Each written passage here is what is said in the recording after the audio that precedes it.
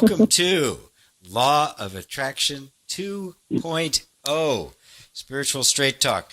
And if you notice, I didn't say, welcome to Conversations with G, and I'm G. It's a new show, and tonight it starts. And this is like totally fun. We have been working our butts off for months to get this to happen. We got a lot of really cool things that are going to be coming up. We got guests.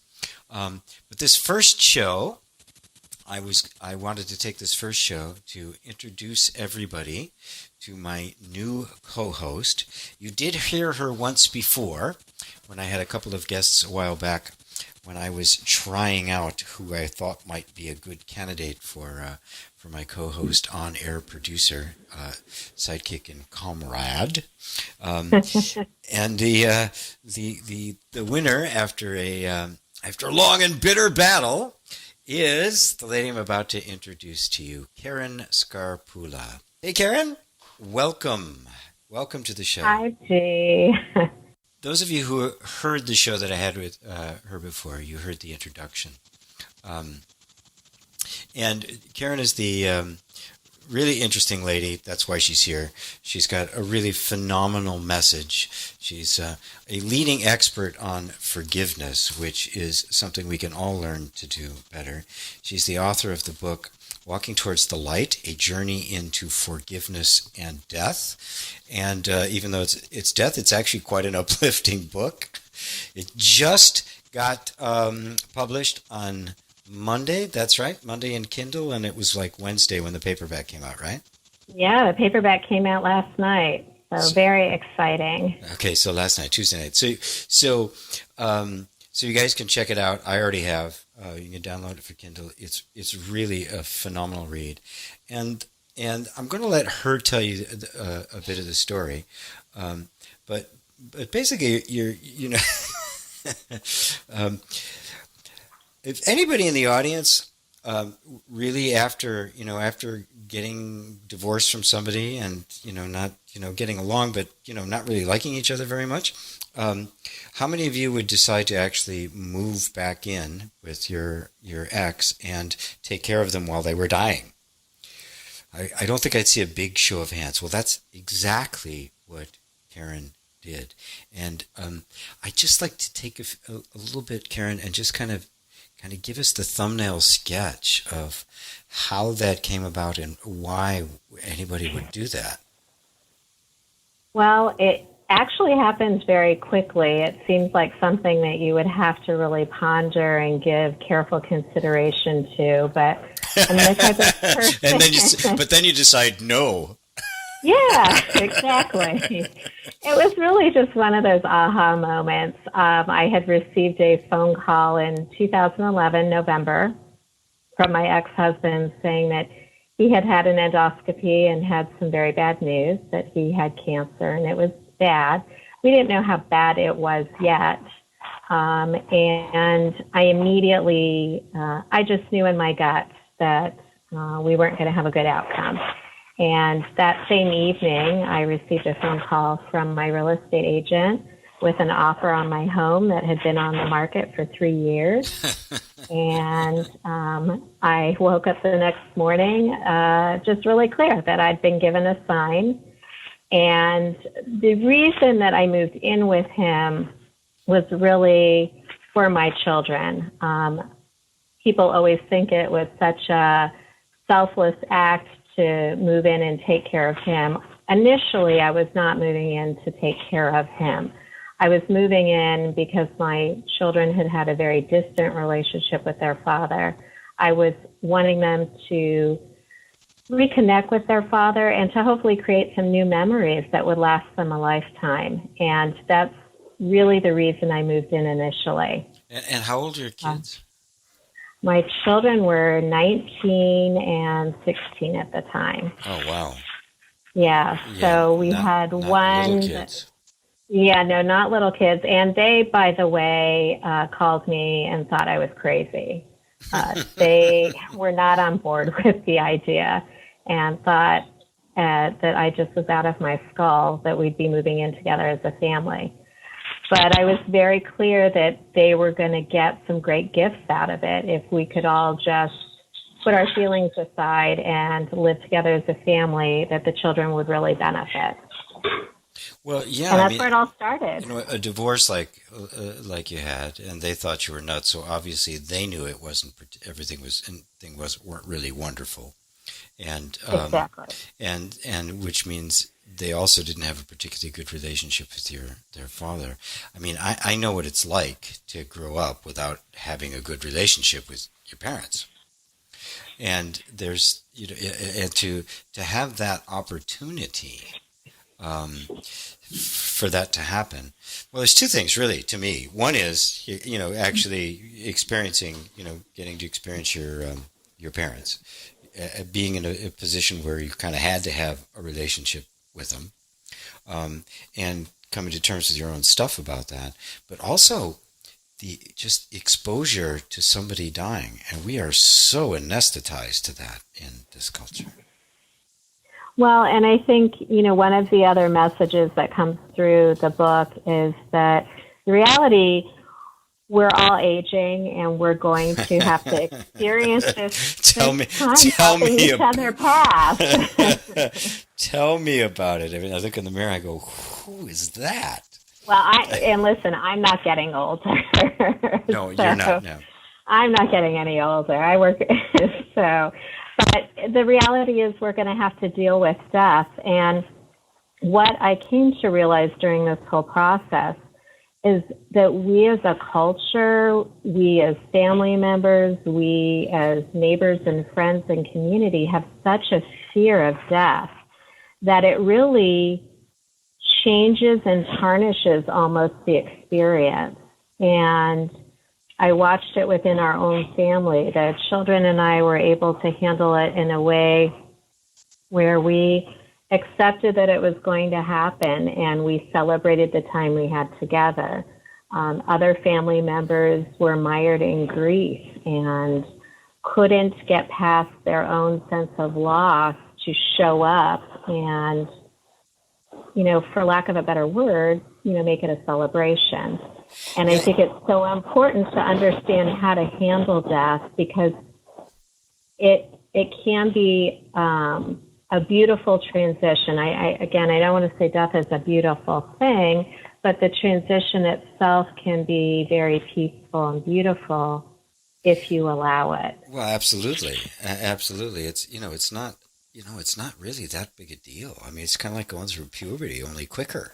It's really not, and it's amazing to me. I've gone through it twice now. I lost my father in June and didn't make it.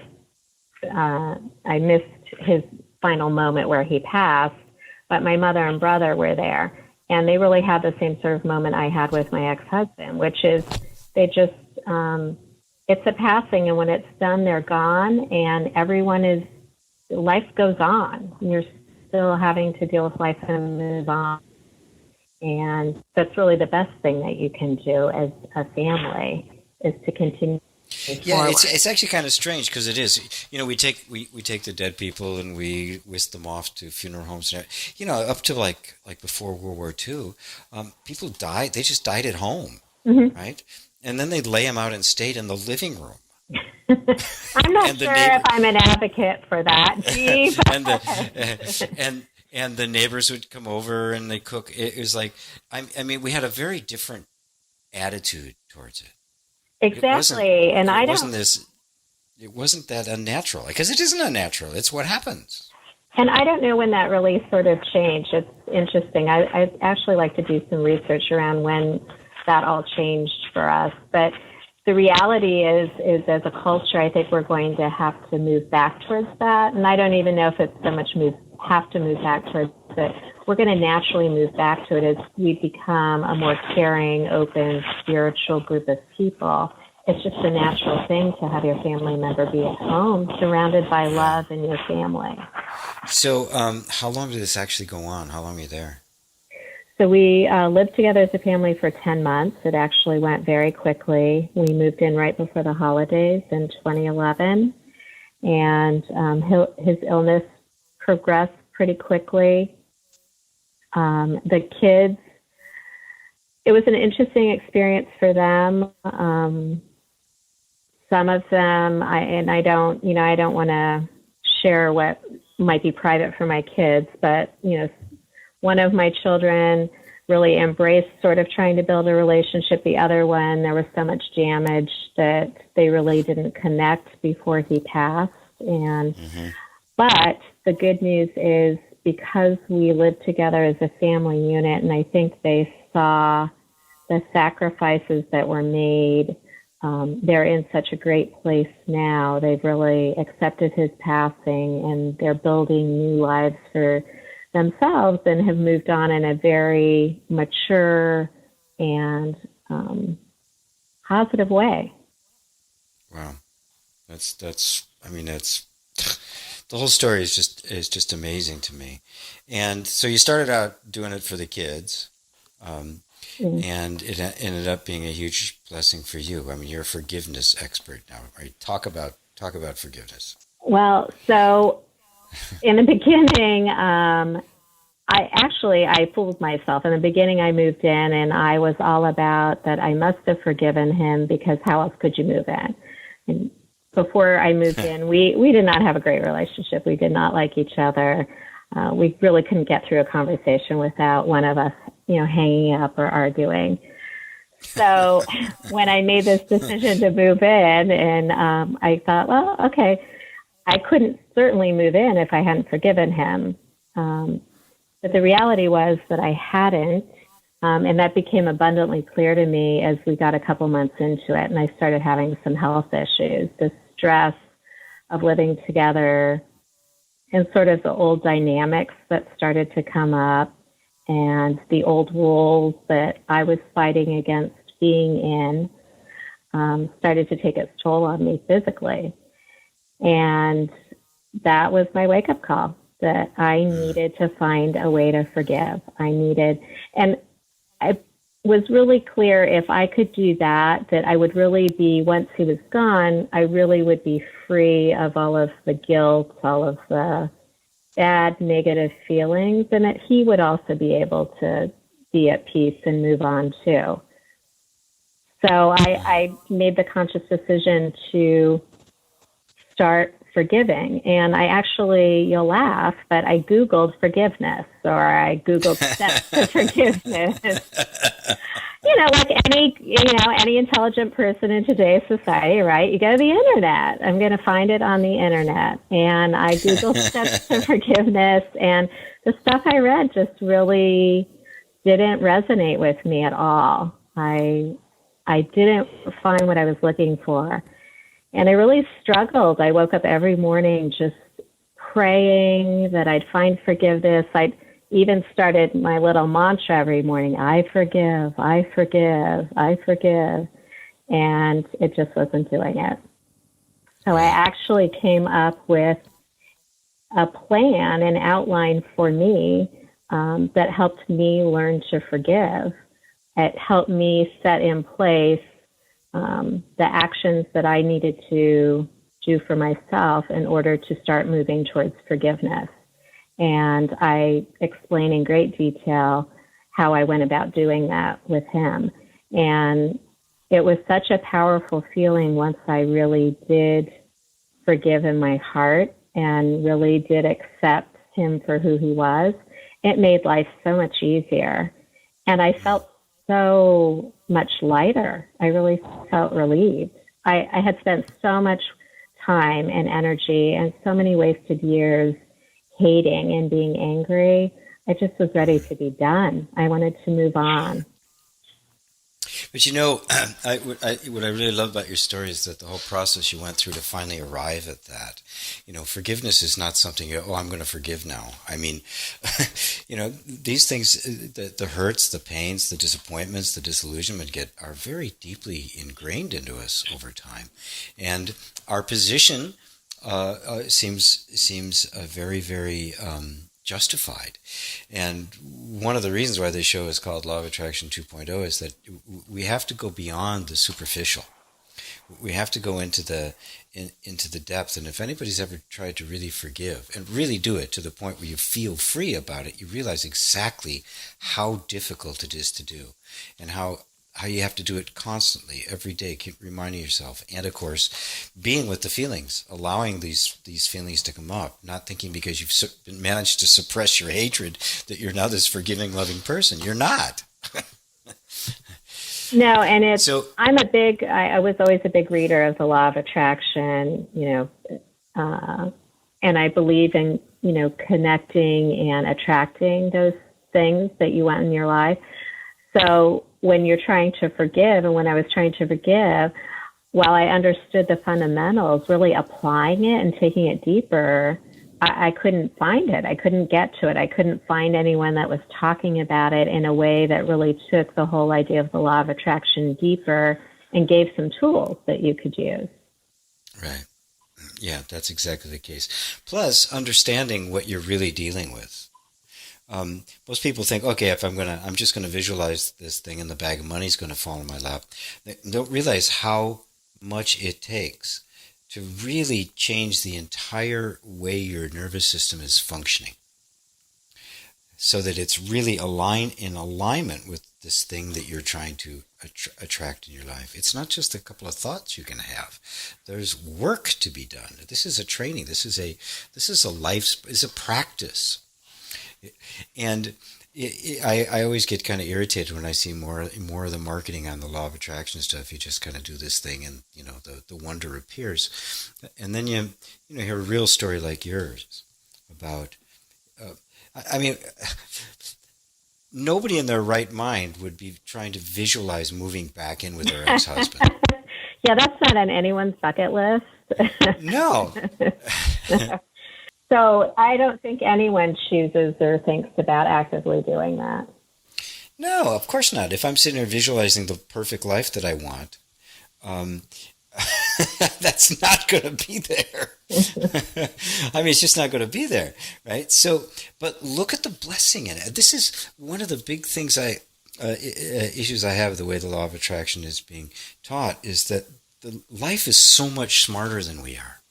There's so much more.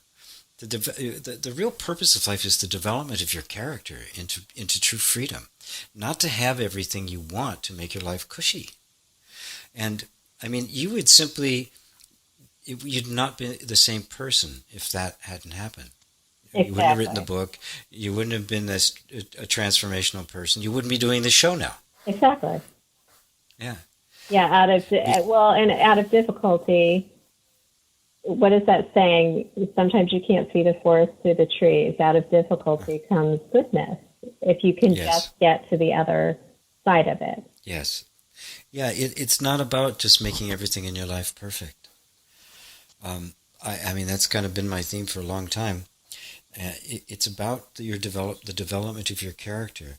And one of the things I point out in the Law of Attraction 2.0 course is that when you really do begin to start visualizing the perfect life, the first things that come to you are experiences that are going to cause you to grow into the person capable of living that life.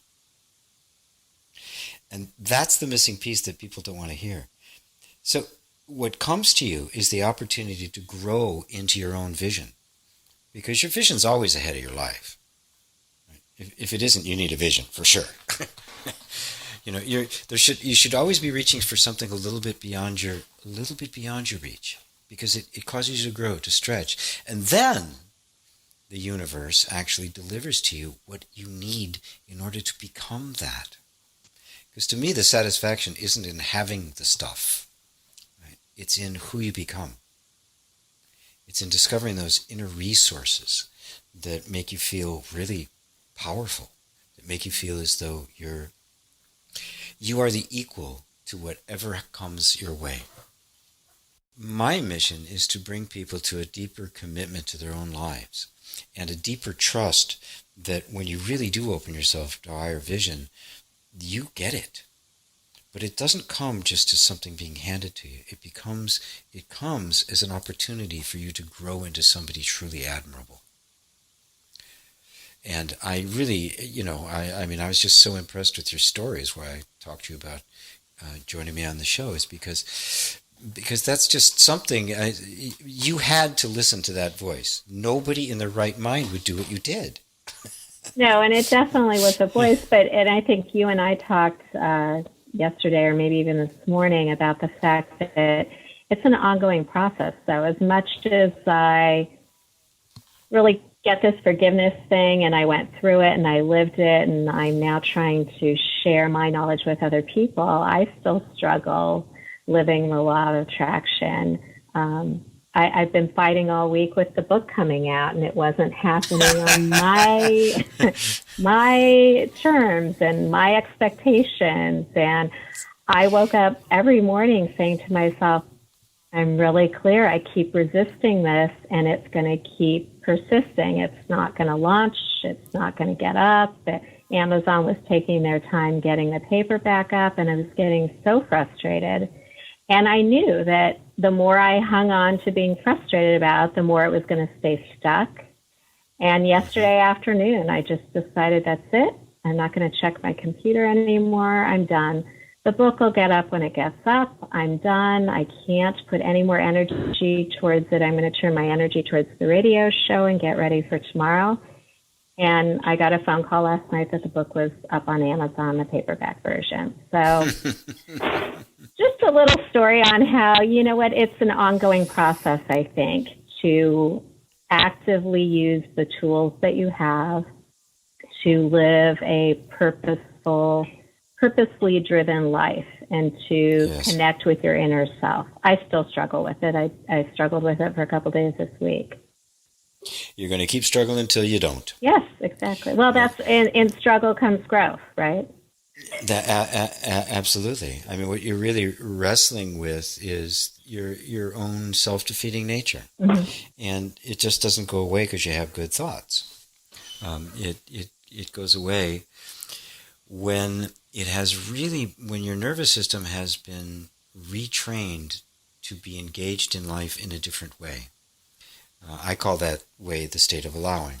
You move from the state of resistance to the state of allowing. And for most of us, the state of resistance is our default state.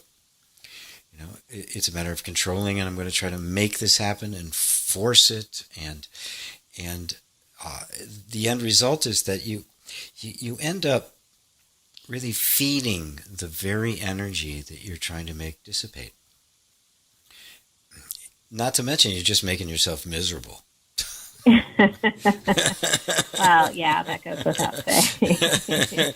I mean, really, that's all you're accomplishing, because there is a point when you really can't control it. You just can't call them yet another time.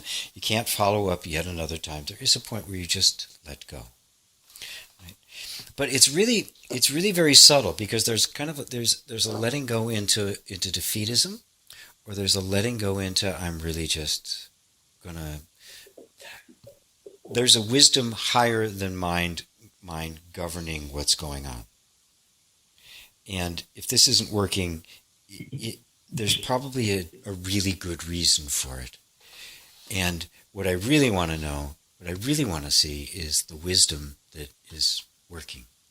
That to me is way more interesting than whether I get what I want or not. Well, I always find it interesting. I always ask myself when something isn't going as planned or expected, I'll say to myself, well, it's just not supposed to happen that way. I wonder why this is happening. I wonder what is going to show up instead, or what this is keeping me from doing that's maybe saving me from being in a different place that I should be. But that's you really have to consciously say these things to yourself, and it's a completely different feeling when you really believe it in your core. Because often I'll say, oh, I'm just going to let it go, but I know I'm really not, because I think about it again. And so it's to really consciously say to yourself, I'm going to let it go, and to really let it go, you actually feel it inside. I almost can't describe it, and I don't know if you can put words to it better, G, but you really feel it in your being, in your nervous system. There's a sense of knowing that isn't in the mind. Right. It's in your gut. It's in every. I mean, this is a law of attraction 2.0 moment. It's a subtle point, and it's really important. There's a point when things just aren't going right, and there's a question: why aren't things going right? Because I want to try to then fix them to make them go the way I want. And even oftentimes our practice of the various kinds of techniques for manifestation and the law of attraction and all that are really just an attempt to manipulate things to go the way we want them to. Then there's a sense that says you know what? What's really going on here? What's really happening? I really am going to let go of my opinion as to what I think should be happening and open myself up for a new perspective that I may not have seen before. And that's like completely different. It brings you to a completely different place. And I think I know I struggle sometimes, and I think we probably have people listening who struggle with the same thing of, okay, so where do you draw the line of allowing, and and when do you let action kick in, and is it your own action, or is it driven by your ego or something else, or is it really? Don't we have a question about that? We actually don't we have a question about it? We do. Why don't you read that question? Okay. Wait a minute. Actually, before you start on the question, we actually do have a caller in the queue. So do remember, if you press *6, it will raise your hand, and we can have a chit chat. So I see a familiar face on the queue here. So I'm going to let John have a word. Hey there, buddy. Hey, man. How you doing? Good. Karen, welcome to the family. Thank you, John. Just a quick question, and I actually have to start a class, so I'm going to go while you're answering. But okay. Did you notice that while you were doing this forgiving with your husband, did he meet you halfway? Did he start changing? Was it just all you, or did something happen with him also? Great question. That is a great question. I would love to say. Thanks, John. Thanks, man. Talk to you later. Okay. Well, hopefully he'll be able to listen later to the answer. Yeah, he'll get it on the replay. Yeah. Yeah, take that. Yeah. So I would love to be able to say that he, my ex-husband, also had a transformation. I actually have to say that after he passed, for several months after he passed, I was overwhelmed with a sense of guilt and failure that I had not been able to get him to a place where he was working from his heart instead of his ego. He really worked from his ego until the bitter end. And he never really got the gift that had been given him. And I would try to talk to him about it. We would try to have conversations, but he never really understood the absolute blessing he'd been given with his children, or to even, have, whose ex-wife cares for them? I literally was the last person with him. I cared for him like he was my husband. I, did everything to make sure that his needs were taken care of, both emotionally, and his well-being was always first and primary, and his health and happiness. So it took me a while to come to grips after he passed with the fact that I didn't make a difference to him. But right. What I walk away from it is that I can only control my reactions and myself, and I can't control what he does and thinks. And my children walked away from it with an amazing perspective on life, and in such a positive place that I really let go of the fact that he didn't have any sort of transformation in the process. But that makes it even more interesting. Yeah. Well, it is disappointing, and for many people, it would even be bitter. Because again, forgiveness is really a letting go. It's letting go of your position. Yeah. Whereas if you're letting go of your position in the hopes that you're going to gain something, right? You're going to get some kind of even pats on the back for being so charitable. You haven't really let go. Yeah. And now your ego is invested in it, and now you're trying to look like the Good Samaritan, and you'll find the result. You'll be disappointed constantly because nobody likes that. Nobody really likes that attitude. It's not really charity. It's not genuine. It's charity. Yeah, it's not authentic. No, it's not genuine. Yeah, and people could feel it. What was surprising to me is walking away from the experience, having any kind of guilt and feeling like a failure. I was so surprised that those emotions came up and that I had to work really hard to get rid of them. Wow. And I really did. I mean, there's even, as I talk about, there's still a little piece of me that feels like I failed my kids, I failed him, I failed God, the universe, whoever, Tao, whatever you might believe, right? I failed in I failed in helping him see that life could be different. And it's funny because I think I'm the only person that really ever saw deep enough into him to see the good that could have been. And I think that's one of the reasons why, as we lived together, it was easy. I don't want to say easy, but it made it easier to take care of him because I knew that there was this good person deep down inside of him. It just was layered with so much negative garbage that had happened to him that he couldn't let go. Well, yeah, boy, what a lesson to all of us. I mean, you can spend your entire life holding on to a position that's completely fraudulent. Yeah, and he did. I mean, it's like stunning to realize that you can get so wrapped up in your shorts, you can get so wrapped up in your ego, and so wrapped up in your story that you'll take it to the grave with you. And yes, it will continue later. It's the cliffhanger, to be continued. I mean, that kind of energy just perpetuates itself. It's a posturing we take that really does last from lifetime to lifetime.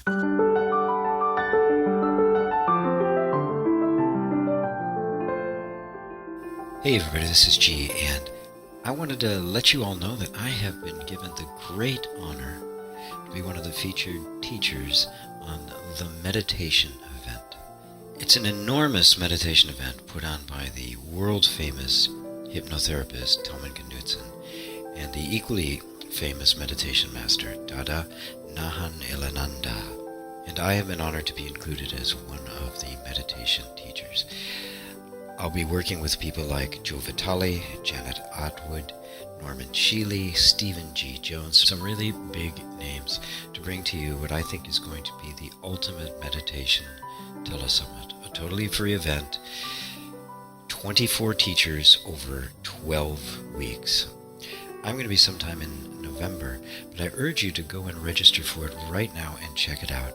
There's going to be such a wide array of people talking about the application of meditation into various parts of your life that I know there's going to be something there for anyone who listens. It'll be free to listen to it. It'll be available for a short period of time afterwards. Not only are you going to learn a lot, but each one of the teachers is going to be giving away some free gifts, including myself. They're all also going to be making some special offers on their products and services. So this is an event that is well worth your time and effort. Go to http://loa20.com/med. That's loa20.com/med, MED, and it'll take you right to the page where you can register for it. I really urge you to check this out. If you've been listening to my show, you know what a fan of meditation I am. I have been practicing it for over 30 years, close to 40 years. I've been teaching it for over 20. So by all means, check this out, register, and experience a deeper level of meditation than you've ever had before. Thanks a lot, and now back to the show. Well, read the question now. Let's Sure. take the question. Hello, GP. This is from Andrew. I listened to your show on LOA and the ego, actually multiple times. It was right on time. I identified with the wrestling part with the ego, for I am in a job that I am not at my highest expression of my real self. The more I became true to myself, the more it's a challenge to do simple tasks at work that I used to do with ease here. I do get the allowing part. However, when do you know when to move into action? When are you internally wrestling with yourself, your ego, your nervous system? The funny thing is, in my current position, I received a promotion, which I'm grateful for, but now I'm doing the same thing that I didn't like years ago, a repeated pattern. I didn't get it that time and would like to pass the test this time. Is this sounds familiar, huh? Is this the law of attraction? And also, how do I get to a position that expresses my highest self without attracting another repressed job and deal with my internal wrestling? And again, it's from Andrew. Hey, Andrew. Well, boy, my first. This is not easy territory to sort through. Okay. Again, you'll always hear me ranting about people who have the 7 steps to total liberation, enlightenment in 10 minutes. You're learning a different way of being. Allowing is a different way of living. Allowing is not another position that you take. It's not that, well, I'm just going to let everything happen right now. Because if you let everything happen, everything will just happen. You won't do anything. Allowing is a way of doing as much as it is a way of being. It's an interaction with life.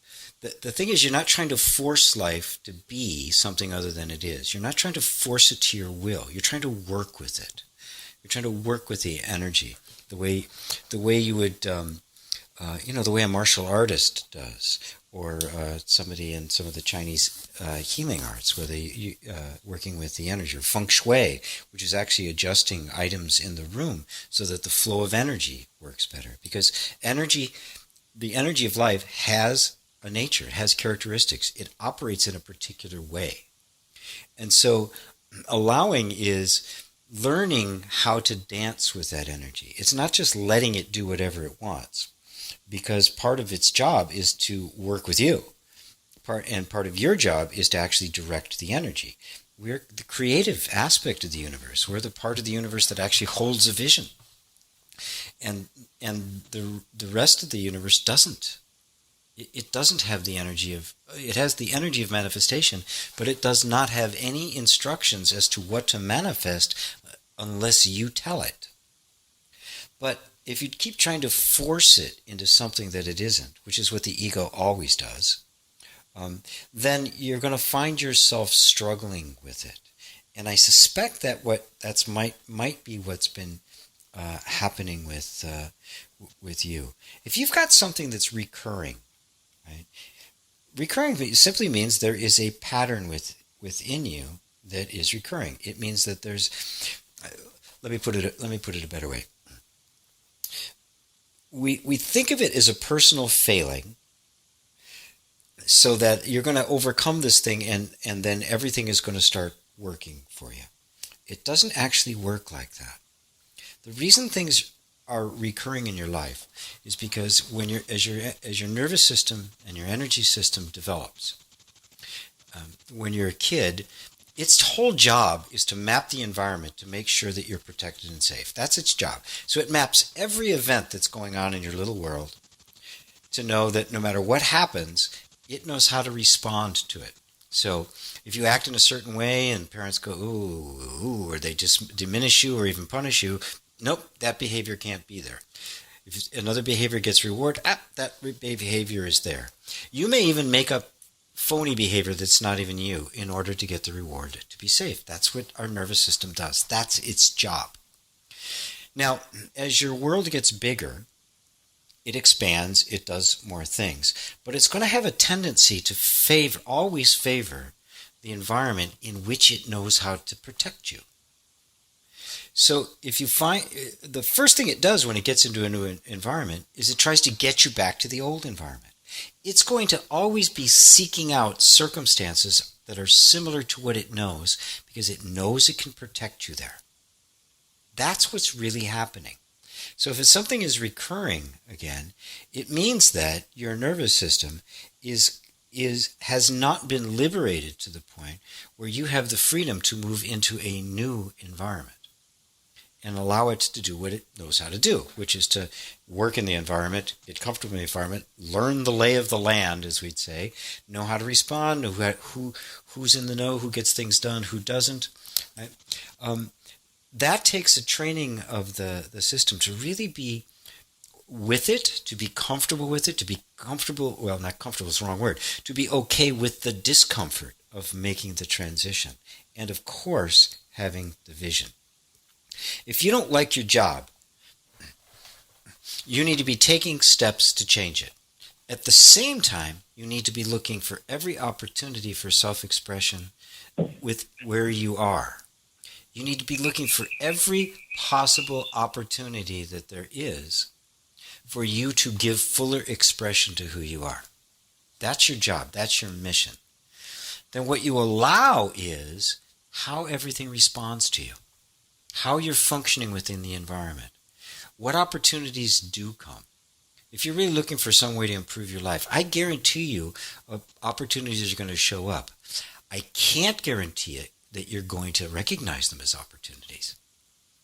Because if your vision is really small, if it's really narrow, and you think my answer has got to come in a certain form, if the answer comes in a different form, you're not going to see it, even though it's the answer. You're going to dismiss it. You know, if you're looking for an oak tree, you may throw away the acorn. It's that simple, because you don't know it's actually it. So there's this constant dance between doing something, watching the response, doing something, watching the response, checking inside. How am I responding? Am I just reacting out of ego? And you can feel it. Or is this just not right for me? And you can discern between the two of those. You can do it. Sometimes it's hard because we've all learned to trust our minds and our thoughts about things rather than our feelings about things. But you can actually really do that. You can discern that. You can feel, you know what, this isn't me. As opposed to, I don't really like that. I don't like that person. I don't want to hang out there. They have a qualitative difference to them. They have a different flavor.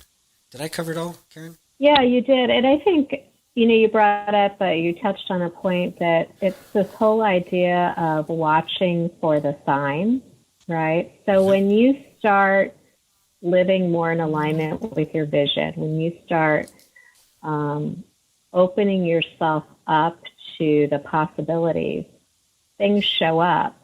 But, one of the great, I think, issues that a lot of us have with our life is we're not paying attention. We're not seeing the signs. You're not watching for the signs. So a lot of times opportunities come and go and pass by you because you weren't paying attention.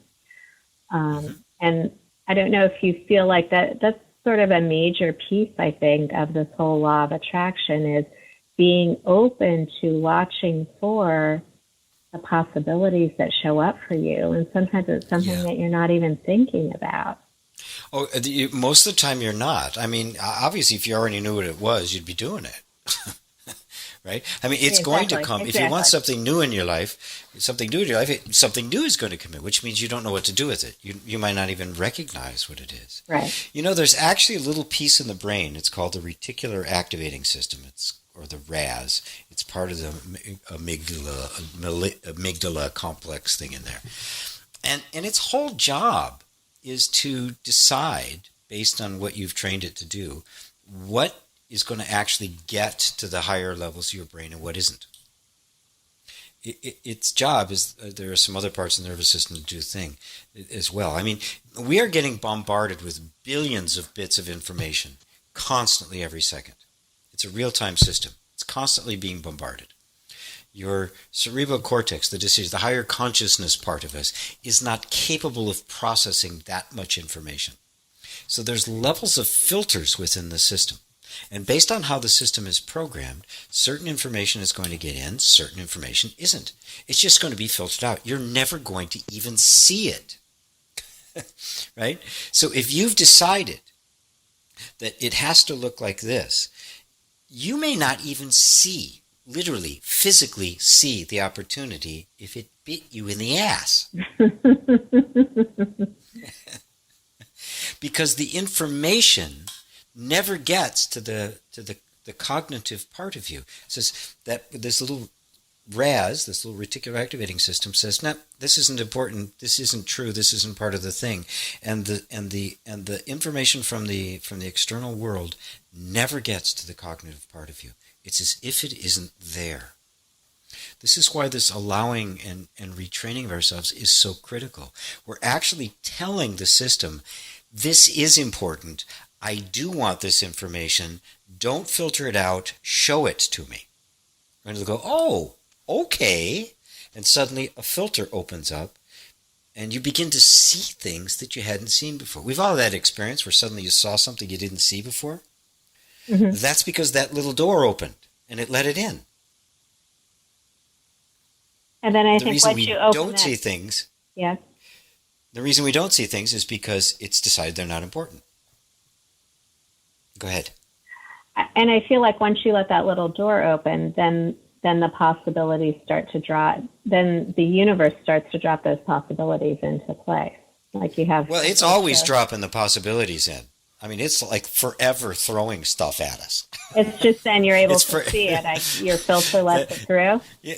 It's like forever throwing stuff at it. Jeez, is he going to get it? And he throws something else at you and then throws something else at you. It never stops. I mean, it's infinite, right? It just keeps giving you the opportunities.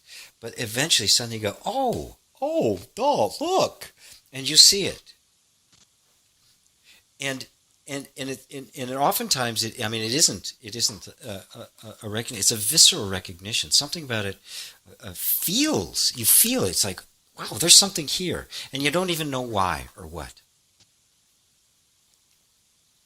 You know, I've written pieces of music where all I heard was one note. I heard one note, and suddenly it's like, what, that note? And I just started playing that note, and something started happening. One stupid note. There was nothing in the note, but something in me was trying to get out. So I started paying attention to it. Everything I've ever done, really, that has had any value, that's where it came from. That willingness to go, okay, I don't have an answer, right? I need an answer. If I don't have the answer, it's really stupid for me to be judging everything that's coming in and saying, oh, that's not the answer. I don't know. Well, and so you bring up another, I think, fundamental tool within law of attraction, which is the whole judging idea, right? That we're constantly judging what's happening around us and making decisions. And I think Andrew sort of asked about that as well. Like, when do you decide that your actions are not coming from your ego and they're coming really from a better place? Yeah, you know what? I can say that you can feel it. This takes practice. You may actually do several things. You get 10 feet or a mile down the road and go, oh my goodness, that was pure ego. And then you go, okay, and then you back up. That's how you learn, right? Get on the bike and fall off. If you stand there waiting until you're perfect to get on the bike, you're never going to ride the damn bike. Try stuff. Put it out there. Have faith in yourself that you actually can discern it. Because if you want to, you will. That's really what it comes down to. If you really want to, if you really care, you've opened yourself up to seeing when it's ego and when it's not. Guess what's going to happen? You're going to see when it's ego and when it's not. But if you're waiting for the clarity before you take a step, you'll stand there forever. That's where you're just walking on faith. It's like, I don't know where I'm going, but I have this feeling like I need to go. So you go, and you see what happens. And sometimes you may end up someplace that's like, how the hell did I get here? And other times you might go, oh my goodness, I've just walked into Eden, right? It's just part of the internal journey of really honoring yourself, honoring what you're feeling, honoring what you care about. And I guess this is kind of a good time to no, I guess we got a little bit more time. Yeah. It's only 8:51. We started like 2 minutes late, so have to watch that time. Yes. Got to be good. So did we cover all of that? Yes, we did. I think we answered Andrew's question. Is anybody *6 out there? If anybody has some questions about the ego, or if there's any egos out there would like to ask a question about the higher self, we're happy to answer. Happy to answer that too. In the modern spirituality, ego has become a bit of the boogeyman. I mean, it's the modern devil. It's the cause of all our problems. If I could just get rid of my ego, I could manifest like crazy. The ego is nothing other than a very sophisticated creation of the nervous system. That's all it is. It's not an entity. It's not this crazy thing. It's not the thing that holds all the goodies. It doesn't have any of the power. It's simply a creation of the nervous system. It's the way the nervous system works. It's the way it abstracts things. It takes very complex things and gets a little bitty concept around it so it doesn't have to hold all that information at the same time. And the moment it does that, there's a natural functioning of the nervous system in that it begins to make up stories about it. Our concepts become objects. They become things that we really believe in, like they're really real. And then at that point, they begin to take on a life of their own. They seem to be separate from us. They seem to be they seem to be independent of us. They seem to function against. And so we feel like there's this thing that's resisting our best efforts. Well, there is something resisting our best efforts. We've given it the name of the ego. But what's really resisting our best efforts is this programming that is just trying to keep you safe. And if the thing you're reaching for is outside of the realm of what the nervous system has been trained to believe is safe, it's going to resist it. So what's the secret? How do you actually deal with that? Well, you have to show it that it's safe. It's really pretty simple. You have to demonstrate to yourself, to your own nervous system, your own energy, to that little kid that's inside of you, that it is safe, that it's okay to take a step forward, that you're capable of stepping a little bit into the unknown. At which point, the resistance begins to disappear. It begins to trust you. It begins to listen. It begins to open up a little bit. I've told the story of myself when I was really feeling compressed, and I had the image of the guy as Smith, the Secret Service agent, just kind of grabbing the president and wrestling him to the ground, just wouldn't let me up. Yeah. I mean, it was that, and having this conversation, go, look, okay, I know you got to do your job. I want you to do your job, but man, I need a little space. Don't sit on my lap. Can you just wait outside? If anything goes wrong, you can rush in and save the day. But, a little breathing room. And, it's kind of like, it was Smith, talking on things. Well, okay. Anyway, and suddenly this space opened up inside of me. And I could literally feel it. That the energy had kind of backed off, that there was this, I was in new territory. My nervous system didn't know how to handle it, so it was very, very resistant. Right? So I basically had to bring it to the party and say, okay, do what you got to do. Your job is to keep me safe. But I need a little room, please. And we have a caller. We got a short time left. We got a caller here in the area 209 area code. Hello? Are you there? I hear the buzz. You raised your hand. 209-345 wireless caller. Well, seem to have missed you. Sorry about that. Can't hear you. Alrighty, well, we are actually beginning to run out of time, so I'm going to bring it to a close here. I love this discussion of the ego. The ego is nothing but a word that represents all of those energies that are designed to protect you, and that protection gets so overzealous that it can really keep you in a closet. Because it's safe in the closet. It's dark. Nobody can hurt you. Nothing get in. Matter of fact, we can lock it. It'll be no doors or windows. Nobody can get in or out. You're totally safe. And the part of the nervous system whose job is safety thinks that's the greatest thing in the whole world. Now, it doesn't care about happiness. It doesn't care about self-expression. It doesn't care about wealth and abundance. It doesn't care about happy relationships. All it cares about is safety. That's its agenda. And when we recognize that, we realize that that's always what it's going to be arguing for. And every function of the ego serves that purpose. It's not the devil. It's not your enemy. It's not even you. It's just a bunch of thoughts that you have about yourself. And all of those thoughts were generated by the nervous system as an explanation as to why you can't be free. But guess what? You can't be free. You can be free by simply taking ownership of yourself. Taking ownership of the whole process. Recognizing that this is a natural function. That's what the nervous system does. It creates these programs. It creates the sense of an ego. Right? It's all there to serve you.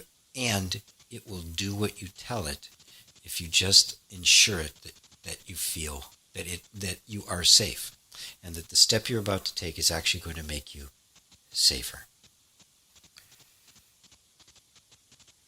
So I think that's it for tonight, folks. Any last words from you, Karen, before we bring it to a close? Well, I think I just wanted to talk about next week's guest. Oh, yeah, absolutely. Yeah, tell everybody what's coming up. Because I'm not used to this. That's right. We're going to be having guests. So we're doing a new format. We're actually going to have guests each week. And this week, I got to be the guest, so it was kind of fun. Next week, Margaret Lynch, the author of Tapping into Wealth, will be with us. And she's going to be discussing the truth about the 5 kinds of money and the mind-body-money connection. I'm really interested to hear this. Wealth manifestation is a big area that I'm interested in, as I'm sure we all are. This is right? great. This is great because Margaret is a really dear friend of mine. I've learned a lot from her. I've worked with her on her various audio products and the like. And actually, many people who listen to the show were introduced to me through her. So having her on the show is really great. She's just so much fun and has so much energy. It's going to be great. She has a ton of energy, and the really incredible thing is she's going to be doing sharing a guided exercise with us. So those of you that can join us, it will be really, really beneficial. So I hope you'll have the chance to join us. Very cool. Very cool. Well, that's it for tonight, folks. Really, thank you all very much for being here. Sorry for some of the technical difficulties we had. We're going to get them all worked out, and it's just going to be smooth as silk from here on out. Yes, it will be. Thank you all for listening to the Law of Attraction 2.0 Spiritual Straight Talk with G.P. Walsh and Karen Scarpulla. I hope you'll join us next week, and remember to send your questions to questions@LOA20.com. If you want to join the conversation yourself, go to LOA20. I said 20 earlier, but I think 20 sounds easier, .com to learn how. Can't wait to hear from you all next week and be on the radio again with you, G. All right.